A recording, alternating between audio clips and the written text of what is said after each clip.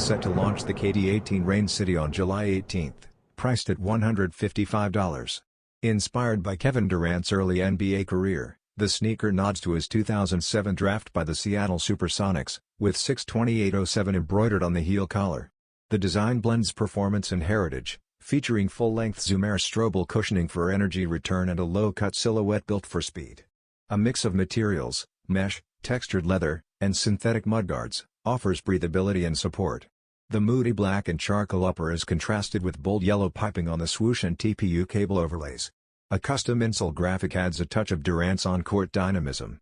Though performance-focused, the colorway's stealthy aesthetic makes it stylish off the court, too. Available via Nike.com and select retailers, the Rain City reflects both KD's roots and Nike's ongoing innovation. This release is part of Nike's broader strategy to blend athlete stories with next-gen performance tech.